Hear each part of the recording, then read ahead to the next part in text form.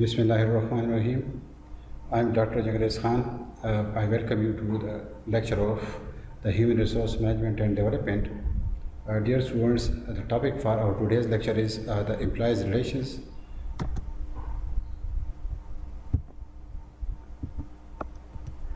The employees' relations refer to the efforts made by an organization to manage a relationship between employees and its own management.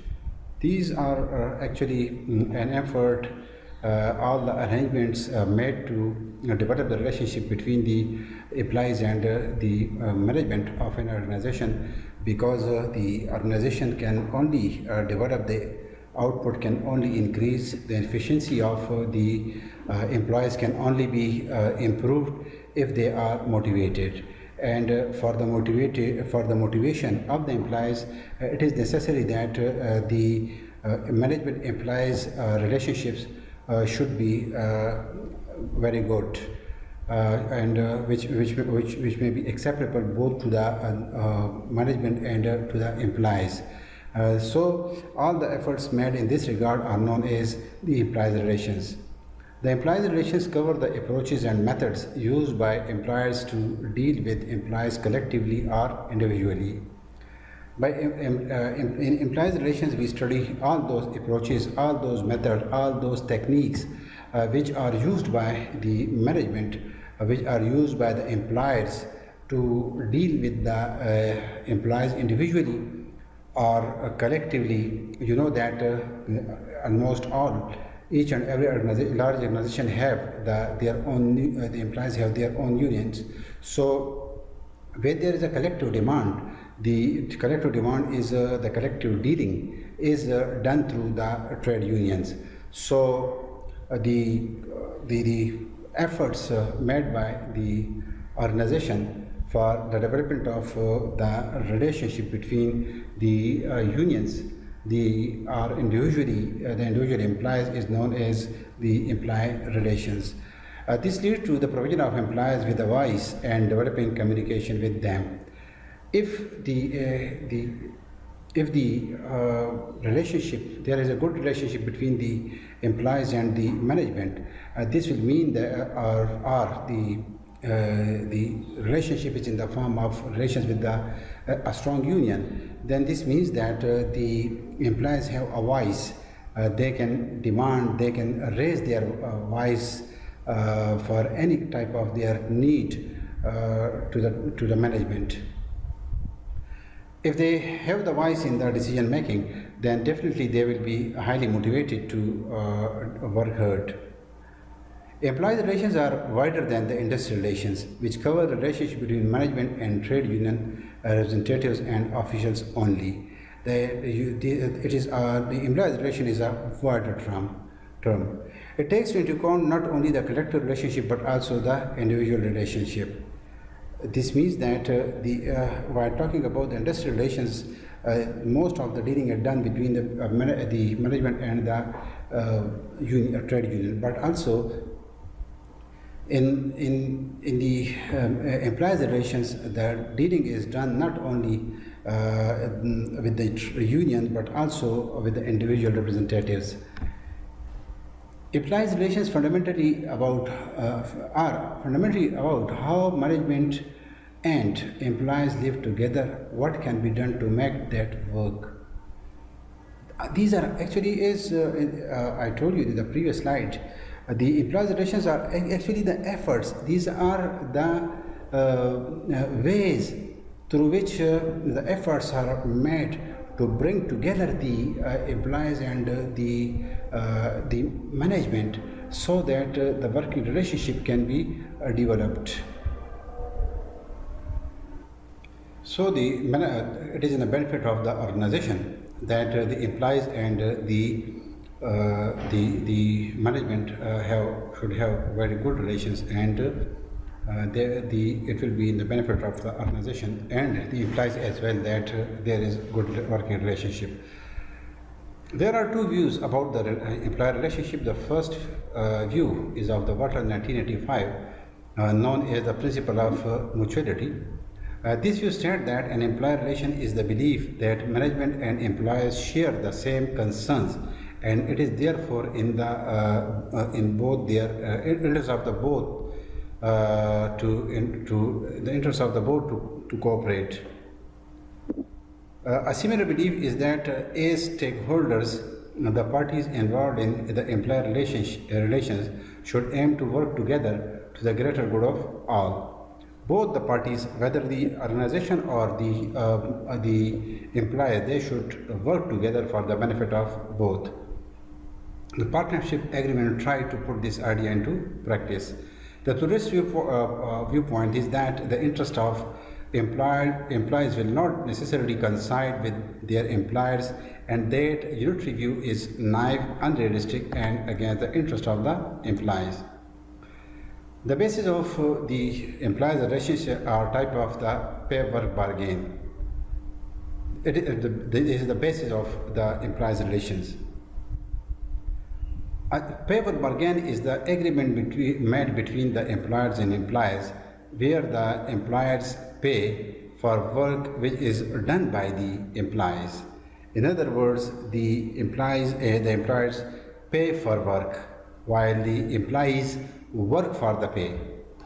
Many employers simply want employees who will do that work they are told without costing too much. Most of the employers, most of organizations, they are interested in the minimization of the cost.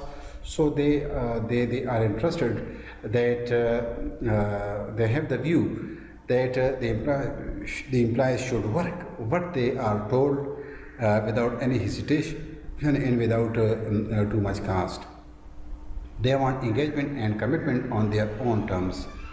But employees want a fair day pay for fair day's work.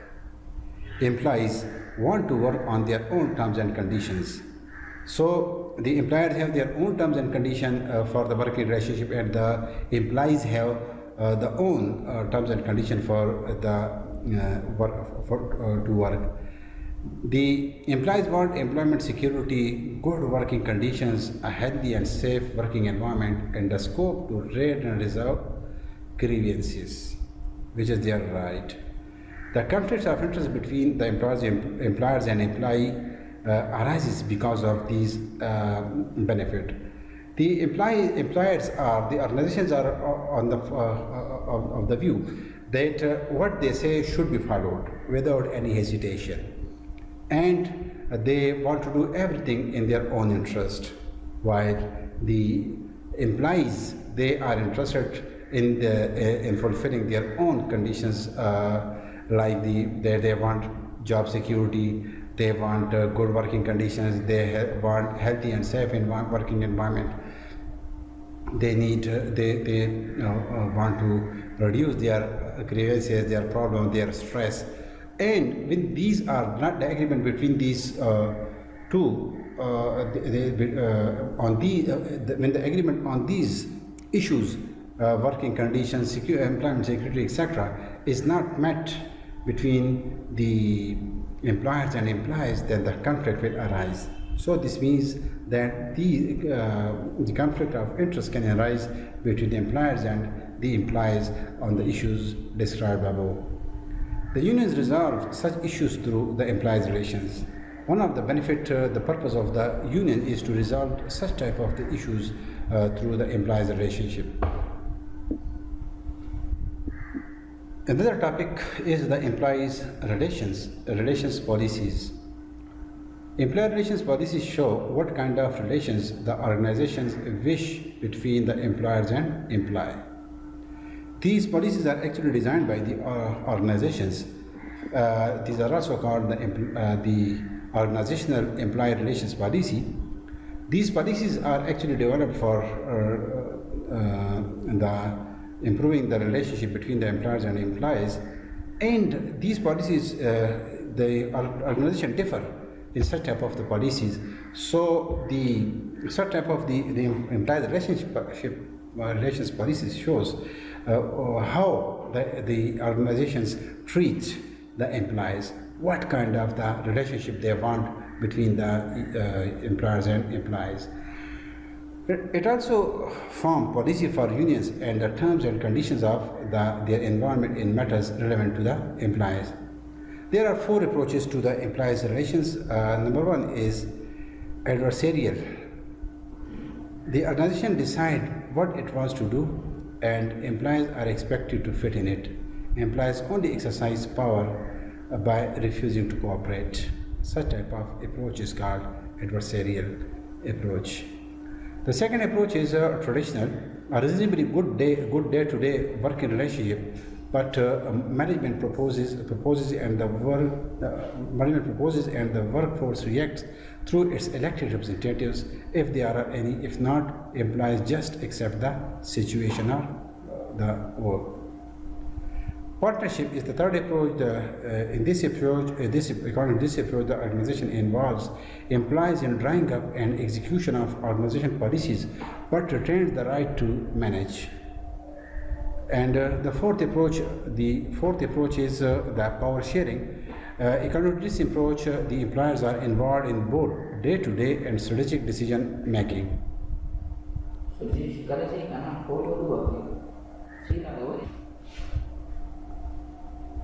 So, objectives of employees relations policies. The objectives of the employees relations policies are maintaining good relations with employers and their union. This is one of the objectives of the employees relations policy of an organization, and almost each and every organization, they have the objective of the employees relation policy.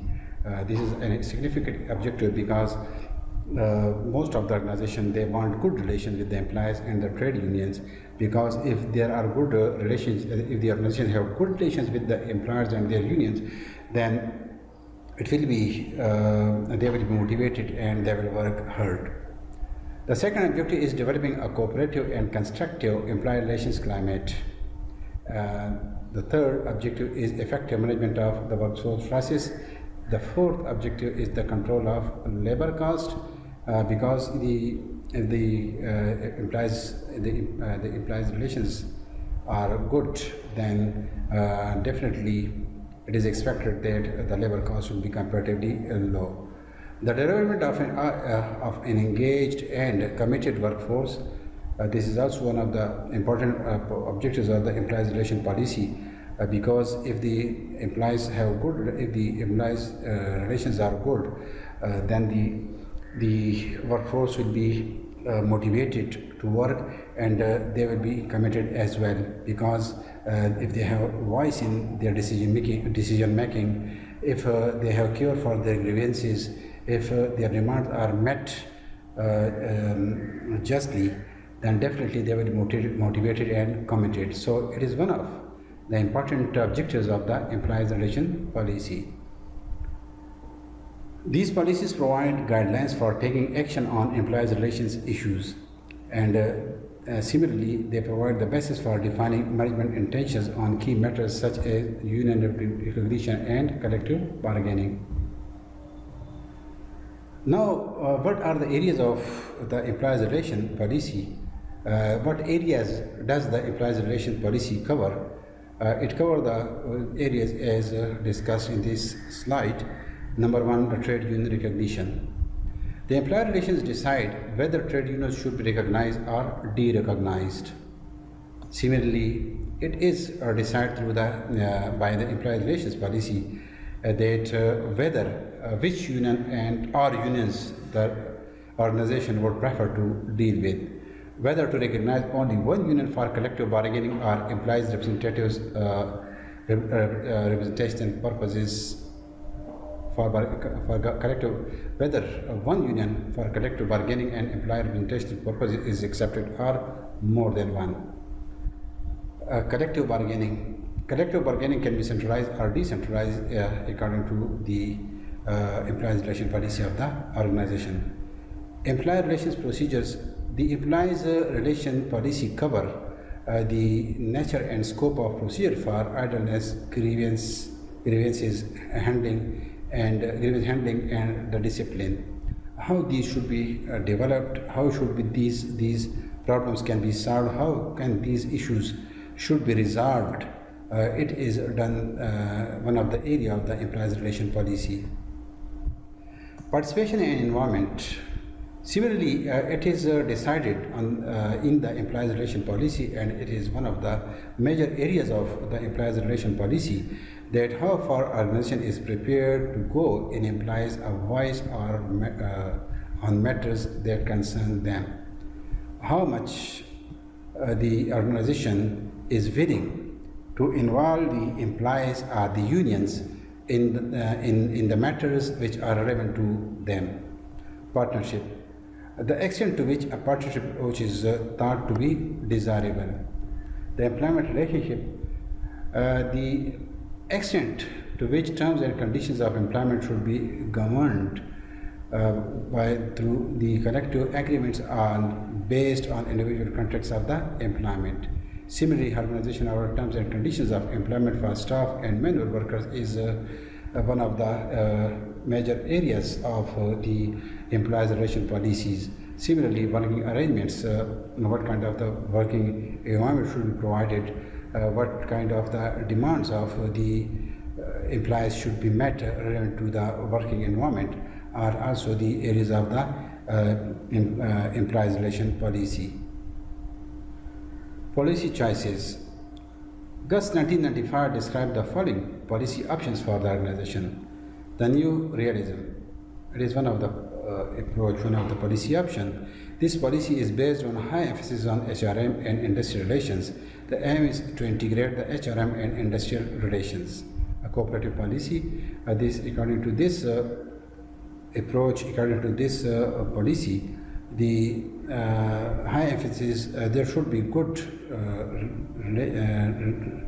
relations between the human resource management and the industrial relations. Traditional collectivism. This policy gave priority to the industrial relations without HRM. In the first policy, the emphasis on the HRM and industrial relations, while in this second policy, there is a high priority is given to the industrial relations without the human resource management. This involves retaining the traditional industrial relations arrangements within an unchanged industrial relations system. Individualized HRM. This is another policy choice where high priority is given to HRM with no industrial relations. According to Guest, this approach is not very common except in the US-owned firms. It is, he believes, essentially piecemeal and opportunistic. The black hole. There are no industrial relations. This option is becoming more prevalent in organizations in which HRM is not a policy priority for the managements, but where they do not see that there is a compelling reason to cooperate within a traditional industrial relations system. When such organizations are facing a decision on whether or not to recognize a union, they are increasingly deciding not to do so. So these are the fourth policy choices. The new realism, where the emphasis is on to that both HRM and industrial relations should work. The traditional collectivism, where the industrial relations are priority is given to the industrial relations without HRM. And the third, the individualized HRM, where this high priority is given to the HRM without the industrial relations. And in the black hole, we are there is no industrial relations. The employees, next topic is the employees relation strategies. Employer relation strategies show how employer relations policy aims are to be achieved. This is one of the ways, one of the methods, the strategies, how techniques, how the employment, the employer relations policy objectives are to be achieved. The intention expressed by employer relations strategies may direct the organization toward any of the following: altering the form of recognition, including single union recognition or derecognition. Similarly, changes in the form and content of the procedural agreements. This can be another strategy. New bargaining structures, including decentralization or table bargaining. This can be another strategy. The achievement of increased levels of commitment through involvement or participation. Deliberately bypassing trade union representatives to communicate directly with the employees. This can be a strategy. Which strategy to adopt? because the organization can use the trade unions, or they can bypass the trade unions to communicate with the employees. So which one is in the interest of the organization? This is decided on the basis of the employee relation strategies. Developing a partnership with trade unions, recognizing that employees are stakeholders and that it is to the advantage of the both parties to work together. Generally, improving the employees' relations climate is discussed.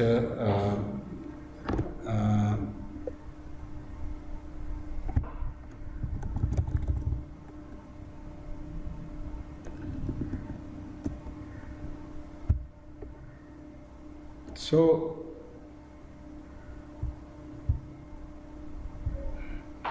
generally improving the employees' relations climate to produce more harmonious and cooperative relationships. Employee relations climate. The employees' relations climate refers to the perceptions of the management, employees, and their representatives about the ways in which employees' relations are conducted and how the various parties behave when dealing with one another.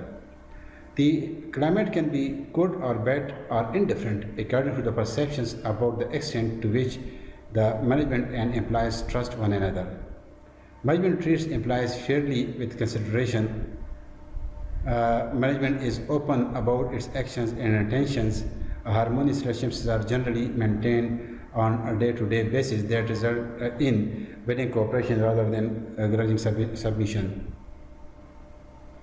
Conflict is resolved without a resort to the industrial action, and the resolution is issued by integrative processes that result in win-win solution. Employees are generally committed to the interest of the organization, and equally the management treat them as stakeholders whose interests should be protected as far as possible. The management style in the management in the employees relation climate, we have the subtopic management style in the employees relation. Management style refers to overall approach the management adopts to the conduct of the employees relations. Purcell and Season identified the typical 5 styles with the styles. Authoritarian. Employees relations are not regarded as important, and people are not attended unless something goes wrong.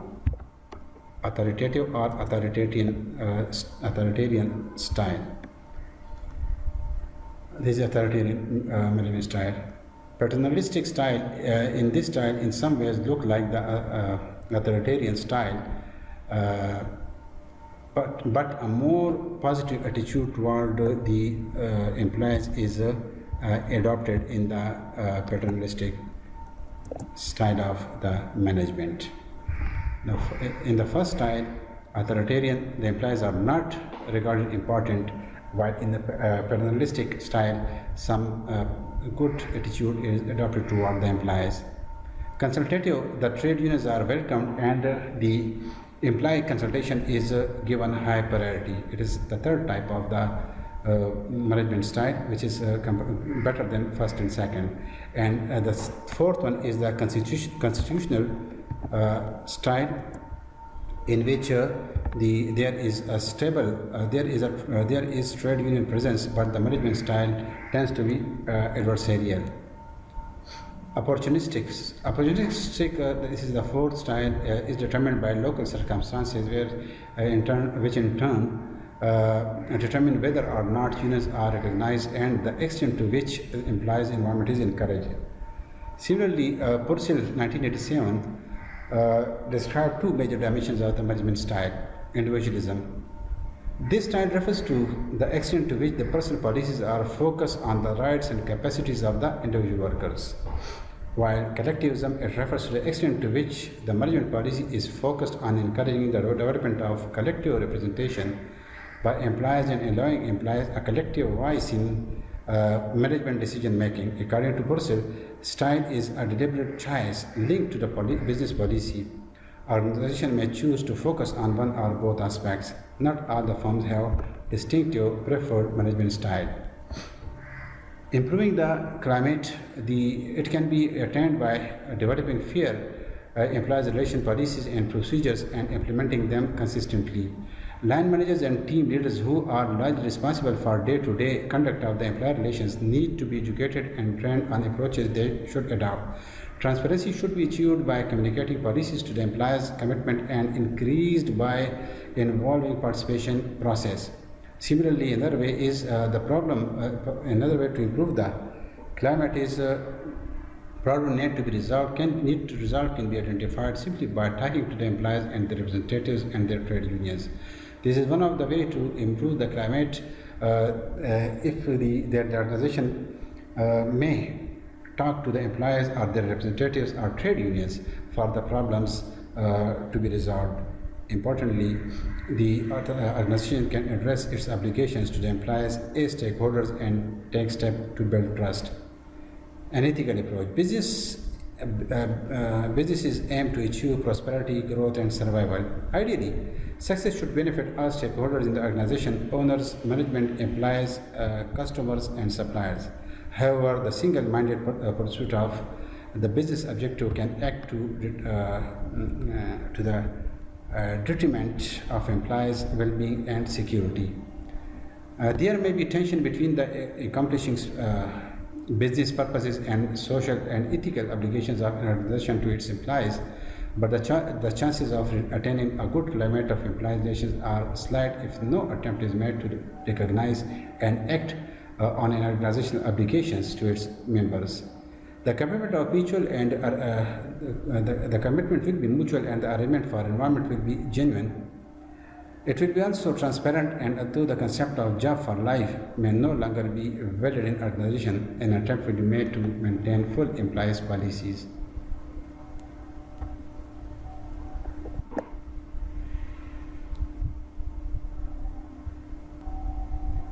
Managing the trade unions. Ideally, management and trade union learn to live together, often a give and take basis. On give and take basis, the presumption being that neither would benefit from a climate of austerity or by generating constant confrontation.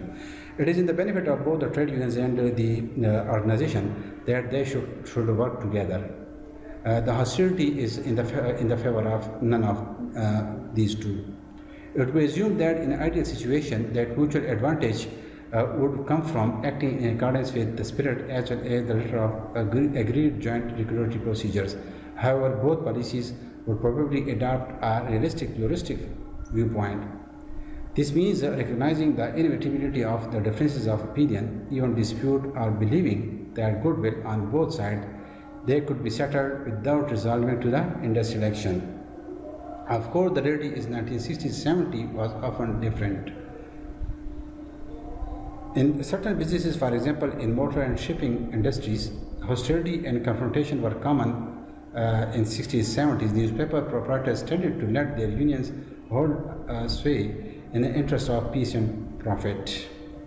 Times have now changed. Trade unions' power has diminished in the private sector, but if not in public sector. Management in the private sector have tended to seize initiative. They may be content to live with trade unions, but they have industrial relations lower priority.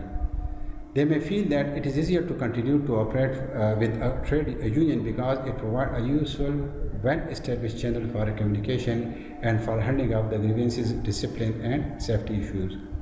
In the absence of a union, management would need to develop its own alternatives, which would be costly and difficult to operate effectively. The management perspective may be that it is safer to marginalize the unions than formally to de-recognize them and risk provoking a confrontation. Another study identified 4 types of industrial relation managements. Number 1, traditionalist. Such type of the relations have unitary belief and are anti-union with forceful management. Sophisticated paternalist.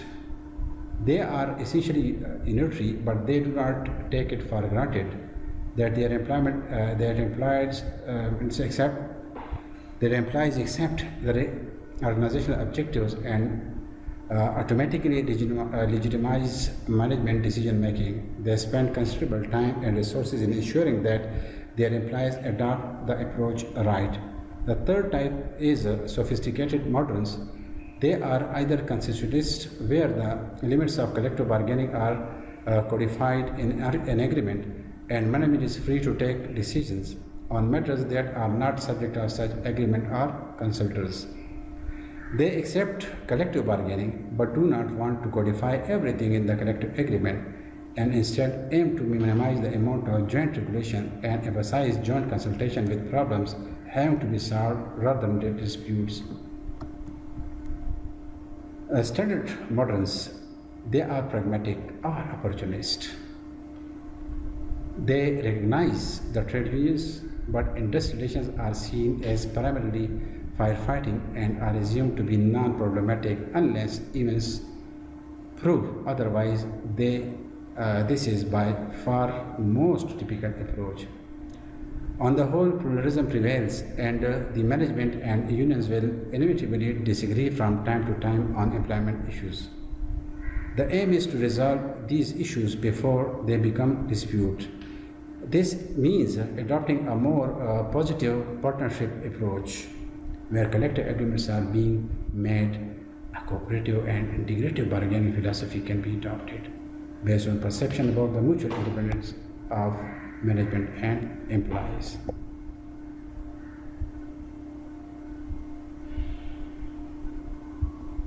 Managing without unions. Some firms, larger, big firms, they manage without trade unions. They adopt such a union substitution policy that offers employment policies and pay packages that employees will see an attractive alternative to the trade union membership. They attract the employees through their own policies, which also include the attractive policies and the pay packages. They may focus on communications and information sharing, but they will basically deal with the people individually rather than collectively. Others, especially smaller firms, simply deal with the employees individually, sometimes well, sometimes not, and make no attempt to provide substitute arrangements. Implementing employees' relations strategy. The implementation of the employees' relations strategy needs to take account of the concepts of the employment